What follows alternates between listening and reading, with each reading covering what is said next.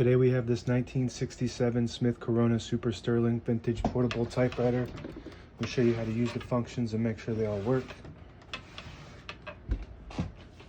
The margins are located right here and right here, and you just push down and move from side to side on each side.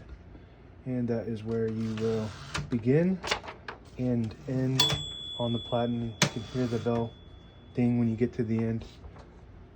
This is your platen, which is the main roller, and these are your platen knobs. And this is your paper bale, and it has two rollers that sit on top to hold the paper down. This is your color selector switch. You're gonna make sure we have it on black as a default, which is up.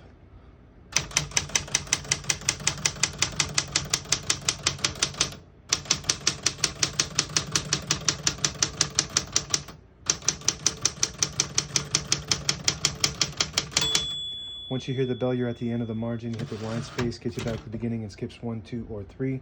Right now we have it on single, but if you want double, you just flip that switch back 1, and it skips 2, one more, skips 3. That works good. We're going to keep it on single for now and finish typing. As you can see, all the keys type nice and none of them skip or stick. I'll type a sentence in red on the next line. To switch from black to red, you just flip this switch down 2 notches. It's got a black square, clear square, and a red square. When you're on the red, you hit the bottom portion of the ribbon. When you're on the black, you hit the top portion of the ribbon. And when you have it in the middle, the ribbon won't vibrate at all. It won't go up. We're gonna type a sentence with red.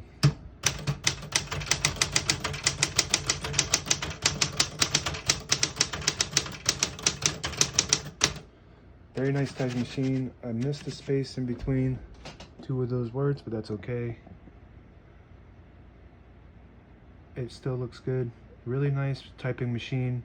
This one has Elite typeface, which prints 12 characters per inch, versus your Pika, which is 10 characters per inch. So you can print more words on a page with this. We're gonna switch that back up to black. And to pull the paper out easy, there's a switch right here. You flip that towards you, and it unlocks the rollers underneath the platen, allowing you to pull the paper out easy or load thicker paper like carbon copy or cardstock or multiple pages. And just make sure you flip that back before you load the next page, or else it won't load correctly. Got a backspace on the top left here. That looks good. A shift on each side and a shift lock on the left. And to clear that, you just hit the shift button again. It's got a tab function. We got a tab set right there. We're gonna clear that. And there's no more tabs set. We're gonna set one right in the middle, and it stops at that spot you set it at. We got a set button and a CL for clear, and you hit the clear button when you're at that tab, and it'll clear that specific tab. You can set as many as you want on this, and I like to keep one in the middle, so that way if you hit the tab button on accident, it won't go slamming to the end. This one has a pretty good drag, but some of them will slam all the way to the end, causing wear and tear on your typewriter. It's got a margin release, MR, so when you get to the end of the margin, there's a mechanism that locks the keys from hitting the platen. So if you hit that MR button, it'll allow you to type past that lock and continue typing that word at the end. This is your touch control on the left top here, low, medium, and high LMH. And that loads a spring underneath the keys that create tension. So you just have to hit the keys a little harder and they respond faster. Low is you don't have to hit them as hard, but they don't respond as fast. Open the hood, you got your spools, and this is your ribbon direction control switch. So you flip that back, it'll pull to the left. You pull it towards you, it'll pull to the right. We want it to pull to the right because all the brand new ribbon's loaded on the left, and it needs to pull to that right side. And if you ever get in a situation where it feels like your typewriter is malfunctioning, this getting jammed up, this is your vibrator that vibrates up and down.